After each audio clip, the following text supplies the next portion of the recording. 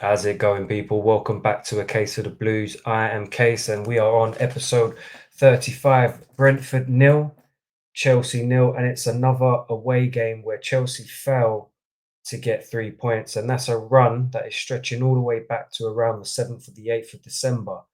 Funnily enough, Brentford have also not been able to win at the G-Tech Stadium, their home ground, since around the 7th or the 8th of December. So I knew that this result was coming. I predicted a draw. 0-0, not necessarily what I expected. I expected to see some goals. Our defence is a little bit shaky, even though I think we've got the fourth best defence in the league.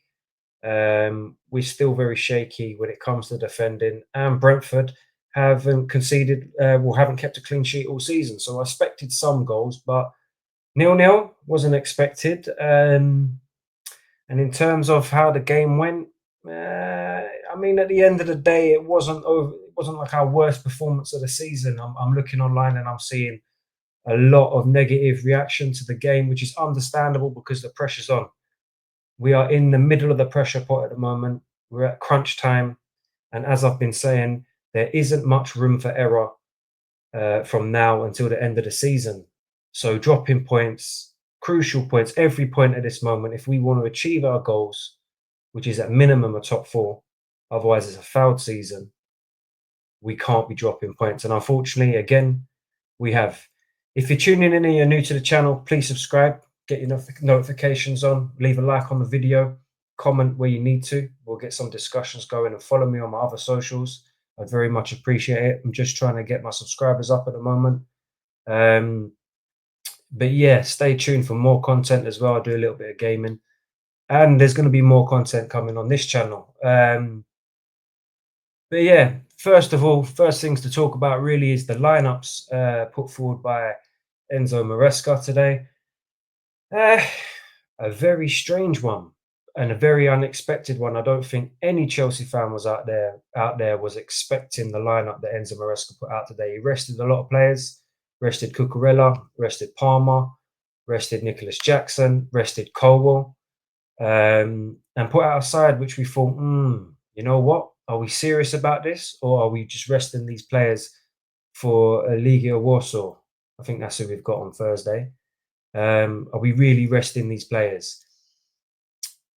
At first, I was critical about it, but then I looked at the fixture list that we've got, and we play 6 games in 20 days, which is, it's quite intense. The recovery time on these players is not a lot. And with players coming back injured, like your Cole Palmers, your Madueke, and your Nico Jackson, you kind of want to manage these players' minutes. So I kind of understand it at the same token. It's one of them ones where Enzo Maresca can't win in the situation that he's in now because the damage is already done. So whatever people think about now, we've got to remember this damage was done way before then. So he's in a lose-lose position. So if you're getting onto the manager now, I hear it, but this should have been done months ago. And I went really early on the criticism of Enzo Maresca, and we are now where we are, scrambling around for points to try and get top four, and the performances are where they are. So we're struggling big time. And I even done a play predictor, which I put on the stream. Sorry, 1 second. I put that on the live stream. So if you did see that, you would know what. Sorry, one of the kids walked in. I just got interrupted. Um, as I was saying, the damage was already done from Enzo Maresca around the December point, and I could see how it was heading very early on. And I've been criticised for my criticisms of Enzo Maresca. People say you got to get behind the team, get behind the manager. I get it. I want the best for Enzo Maresca. I want him to turn it around. There's still time for him to turn this around till the end of the season, but it is a tough ask. And like I was saying, I've done a play predictor, my own one, which was just seeing where I think our results are going to be towards for the remaining fixtures and the teams around us. And I put that up on my live stream earlier on. I'll get it up now. Let me just share the screen quickly, and then we'll start talking about the game. Let's go. Hold on. Window. So I've done it on Excel, of course. So this is what you'll see now. I've got all Chelsea's fixtures. I've got two of them correct so far. Tottenham win, Brentwood draw. And then you see, I reckon we'll go on a 3-game run, and then we'll start to capitulate towards the end of the season when our run gets a little bit trickier. Now, that Fulham game away is also a tough game. I don't think that's going to be an easy game. Everton always cause us grief. Ipswich have beaten us this season. So we really need to get into the swing of things and put in some good performances. Now, today, the first half, I would say not great. I'll be honest with you. I thought Brentford were the better side. Um, we did have opportunities, but Brentford had the better opportunities. And then the second half was much better, much more free flowing attack. Nicholas Jackson come on, and in my opinion, he changed the game. Um, but that first half, and Nkunku playing, not good enough. Not good enough at all, in my opinion. He doesn't offer much. He's we was lacking a presence in that first half completely. I mean, I can't, I really can't see if you can see this properly. Let me see. There you go. That's better. So if we just go back onto this, so I've got Chelsea. Unfortunately for fans, they're not going to like this. Rival fans will love it. I've got us finishing seventh on 64 points, and it looks like we're on track to do that. I'm just going to update it now because I got that result right as well. I should have done a bet on this. I should have bet on this. Manchester United draw with Man City, so everything seems to be aligning so far, other than this Brighton result where Palace got a win. But I'm not concerned about Brighton. I've got them finishing eighth. I don't think they're going to finish above us. But I do, however, have Aston Villa beating Nottingham Forest. I've got them finishing sixth above us on 65 points, getting a total of 17 points in the final running of the season. Look at their fixtures. Southampton away. Southampton have been shit all season. They're probably going to beat the record. I mean, for Derby, I think it was Derby got 12 points. I'm not sure about Southampton, mate. At the moment, I can't see where they get points from at all. Then they've got Newcastle at home. Now, that one might be the tricky one. They might slip up there because Newcastle are on fire at the moment. If you look at their fixtures that I've put in, I've only got them dropping points in 3 games for the rest of the season. I've got them beating us, drawing against Arsenal, drawing against Brighton, and losing to Aston Villa. That game there could be a draw, and if it is, they gain an extra point. I've got them finishing third. So you see, I've got Nottingham Forest starting to slip up towards the end of the season. That one there, the Spurs away game, Spurs have been pants all season as well. So that could be a different result. You know, this is all a prediction. This is all based off of what I feel like, how the teams are playing at the moment, and their overall strength. And yeah, I'm worried for Chelsea. I'm not going to lie. At the moment, I've got them finishing seventh, and I still feel like at the moment that is, coming true so far. But if we just go back to the lineups today for the game, let's get this match reaction done. There's plenty more to talk about when it comes to, the rest of the season and where we're going to be. Whatever happens, our next game is Ipswich. I've got us winning that. I've got us going on a 3-game winning streak now. So we've got to do that. If we slip up now, we're in trouble. And we're relying on teams around us to slip up as well. And we've had all this. I've moaned about this all before. We fucked this up a long time ago.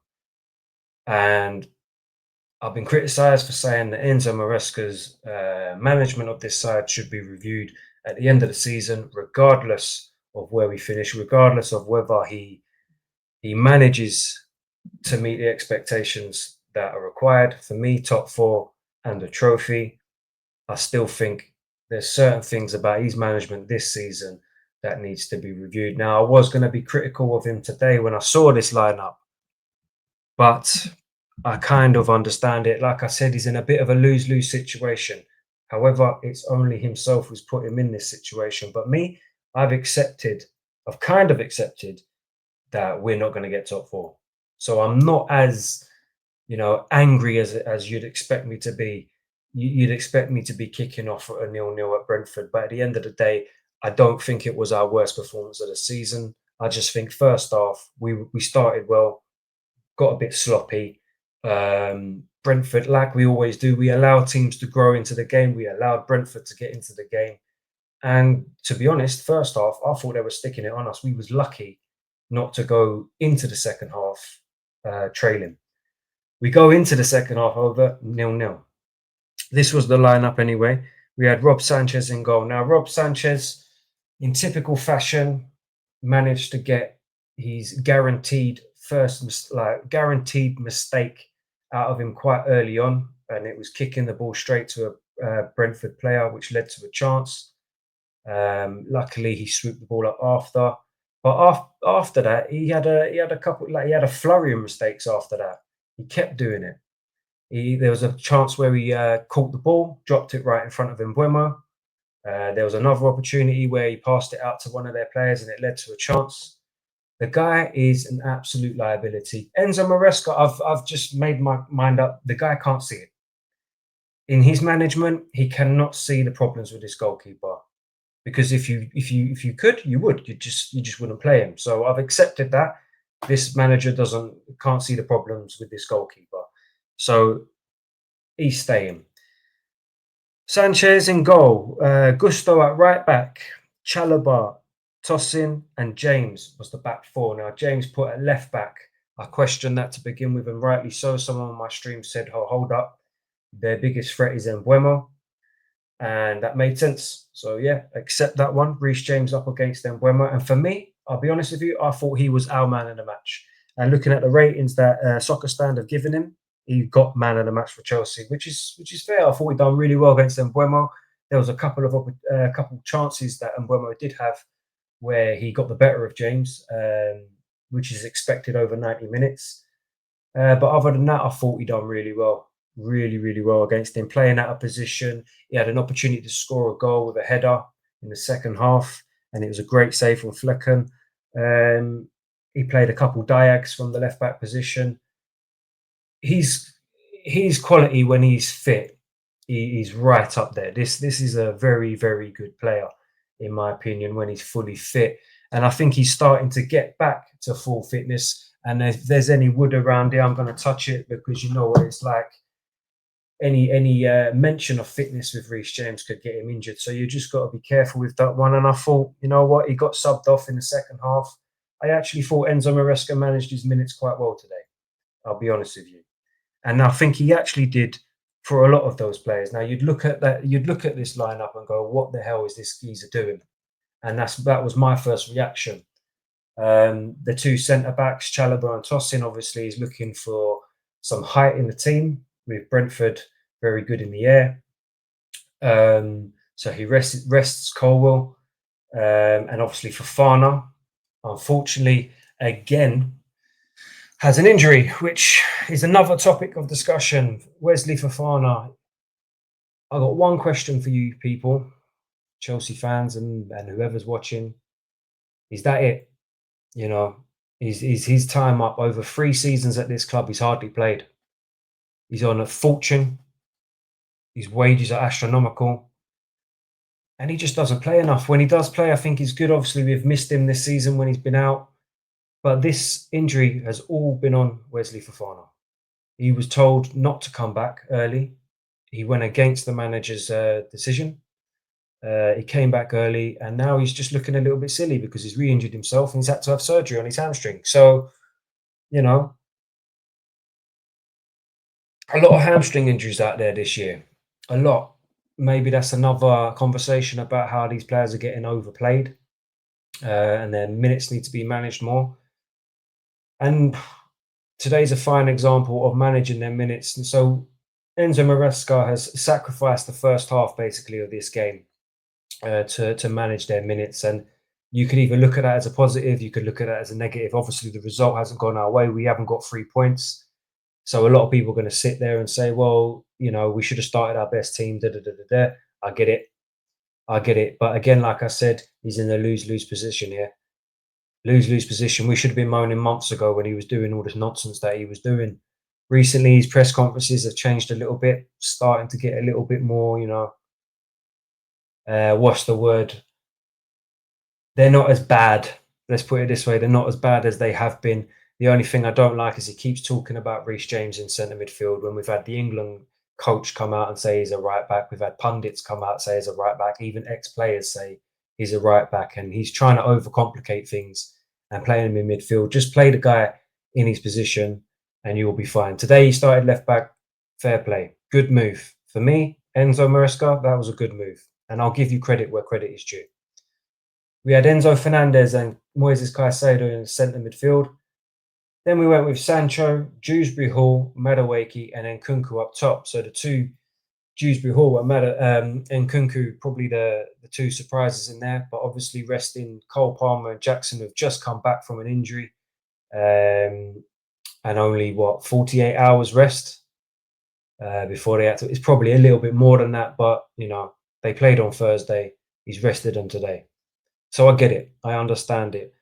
That first half, I thought Madueke done all right. He started to filter out towards the end of the first half. I thought Dewsbury Hall actually had a decent game today. I found himself in some good positions on the pitch. He kept it tidy. He wasn't getting past you when he should have, to be fair to him. Sancho, you know what? He wasn't as bad as I think he has been recently.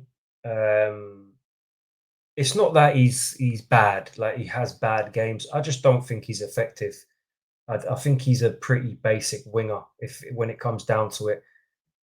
For once, I actually saw him knock the ball past his player and take him on, and then he decided to cut in and lose the ball. So this same way of playing, he's predictable way of playing. He's always going to get caught out.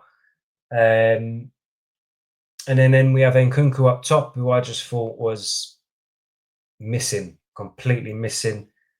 His touch was horrendous. His hold-up play was horrendous. His movement was horrendous.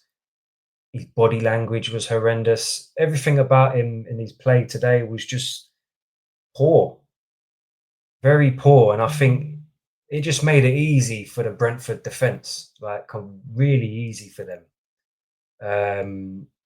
So obviously going into the second half, that was the substitution. Jackson come on, and I think he had an immediate effect. He nearly scored straight away with the ball getting played through by Enzo Maresca with a great run from him. He dragged it wide. Yes, again, it's another poor shot from Nicholas Jackson, but he made an impact straight away, and you could see the difference with him being on the pitch. His hold-up play was really good. He was taking on his players. He was winning fouls in the middle of the pitch. I actually thought Jackson had a good game today. So I'm happy to, obviously he's had his rest. Let's get him in for the Ipswich game and give him 90 minutes. Or if we're playing him on Thursday, play him on Thursday. I was actually really impressed with Jackson today.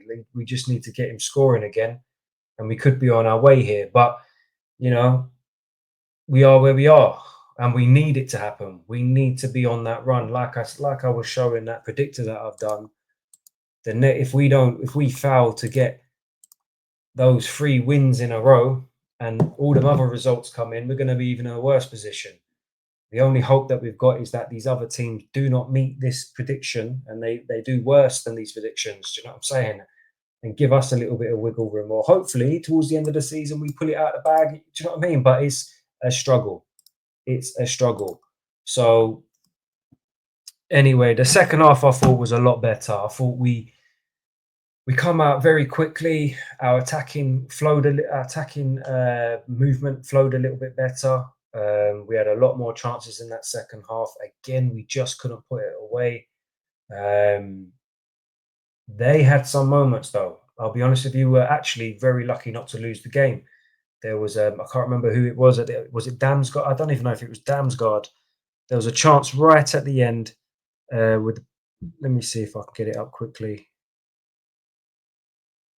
No, I can't. There was a header right at the end there from about 2 yards out. He's headed it down. It's bounced up and it's gone over the bar. We could have been 1-0 down. He was free. And then straight after that, Wissa goes close with another header. Chalobah sleeping. I thought Chalobah towards the end of the game, he kind of switched off a little bit, and he wasn't really marking. Maybe he was a bit tired. I don't know, but he just seemed like he wasn't on it, reacting very well. Um, but either way, the result is not the end of the world. It was an expected result. Obviously, we wanted the 3 points to close the gap on Nottingham Forest. Um, but we are where we are. There is no room for error, and we've made an error. You know what I'm saying? But like I said, it's predicted. So I've got us finishing seventh, lads, and that's a worry. That's a worry. That's a big worry for me. I'll be fuming with that, but I hope I'm wrong. I hope I'm just being negative, and I really do hope that I'm just being negative. Um, if we go through the rest of the team quickly, I thought Cucurella come on and he done okay. He didn't have much time to really, make a stamp on the game. He come on the 77th minute. As I said, Reece James, I thought he was the best player on the pitch today. Rob Sanchez made a good save during the game. I think he made a good one against Wissa. He was through on goal, and he shot near post. It was a good save. Um, I think he did more than one save, to be fair, but for some reason I just can't remember what one it was. But either way, I thought he done all right, other than his mistakes. He seemed to be have a flurry of mistakes, and once he got them out of the way, he was all right after that. But he's just untrustworthy, and you know that these mistakes will lead to goals. He's just gets away with it. He's been getting away with it. He got away with it against Spurs as well, So um, let me go back to Lawrence. I've lost my trail of thought here. Uh, Tosin, I actually thought Tosin had a decent game, won a fair few headers. I liked his passing through the middle in some tricky situations. I actually thought our back four done okay today. Um, Even Gusto, there was a moment. Gusto had his moments today, but I actually thought, in the grand scheme of things, he actually played all right, inverting in that middle role. Um, Obviously, with a lot of Chelsea fans and have had an opinion of him inverting. We're used to him overlapping and thinking that that's the best position for him and best way for him to play. I mean, I don't disagree with that, but I actually thought he done all right today. I think he picked up some good positions. I thought he was all right on the ball, but he had his moments. He had his moments where he got, I think it was Lewis Porter and Sade. Sade left him for dead at one point, and then just absolutely blasted it across the box. We was lucky that that didn't. Like, if that was a good pass and someone was on, well, obviously someone's on the end of it, it could have been a goal. Madueke, I thought he done all right. I think he filtered out a little bit. A lot of people were moaning that he got subbed off for Neto. But for me, again, I think it's all about managing the minutes of these players that have just come back from injury. A lot of people saying Sancho should have come off. I get it. I understand it because Sancho's not effective. For me, he's a bit of like I've said, an average winger. And I was even speaking to my pals, and I said, you know what? I'd actually prefer Mudryk than Sancho. I'd actually rather have Mudryk on the pitch than Sancho. And I was very critical about Mudryk, sorry. I always thought Mudryk was pretty average, pretty scatty, pretty not well rounded. But before his ban, I thought he was actually starting to show some promise. And I have no idea what's going on with his B sample, but I mean, I think that guy's been banned, and then the B sample will come out, and from what he served, it will just be like a 2 month ban after that.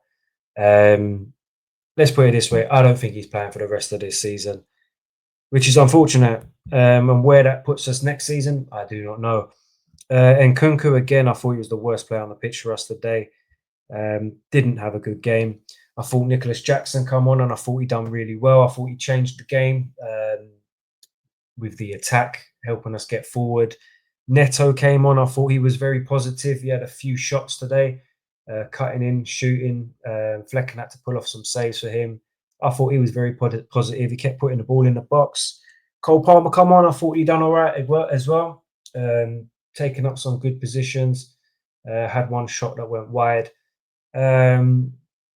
Again, a good performance. Enzo Fernandez, I thought he was a little bit on and off today. Enzo Fernandez. There was a few things I wasn't happy with, but there were some good things that he did throughout the game, like passing the ball through to Jackson, stuff like that.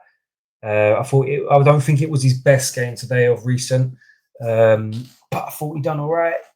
But yeah, overall, the grand scheme of things, you got to look at it like 2 points dropped, and it's just another notch on that horrible run that we've got for our away record, because it's really poor at the moment. Really, really poor. We just can't seem to win away games. And we've got a lot of them coming up. How many have we got coming up to the end of the season? One, two, three to be fair. One, two, three. Yeah, three more away games, which might go in our favour. I mean, obviously our home record's a lot better, so hopefully the 4 home games that we've got go in our favour. And how I see it is, these last 4 games of the season, we've got to try and get a win. We've got to try and win at least 2 of them and go on this run. If I've got Newcastle on 70 points, we've got to get at least 18 points from now to the end of the season. That's 6 wins. That's going to be tough. Ipswich, Fulham, Everton, Liverpool, Newcastle, Man United, and Forest. That's going to be tough, but it's achievable. It is achievable, but we're all in the same boat and we're all thinking the same thing. We're not very confident. Either way, right now, that leaves us still in 4th place, as the Manchester derby was a draw, another 0-0. That leaves us 4 points behind Nottingham Forest, who sit 3rd. Arsenal 2nd on 62 points, and Liverpool lose today 3-1 against Fulham, but it doesn't really impact them. And we are where we are. And the next game is, let me get it out. It is Legia. Is it Legia Warsaw? Or is it just Legia? Well, it's just Legia at the moment. I think they've taken the Warsaw off it. They're on Thursday. That's going to be our next game. I won't be streaming that because that's the early kickoff. 5:45 kickoff, so I won't be streaming that. But I'll try and do a match reaction on that when I get in. So I'll probably be next on the 13th, which is that obviously this weekend. What day is that? Saturday or Sunday? That's a Sunday. So Sunday 2 o'clock, Ipswich at home. I'll be on the live stream. I'll catch you then. So if you're tuning in now, please leave a like on the video. It's very much appreciated. Comment where it needs to. Get involved in any discussions. And I'll see you then. Thanks for tuning in.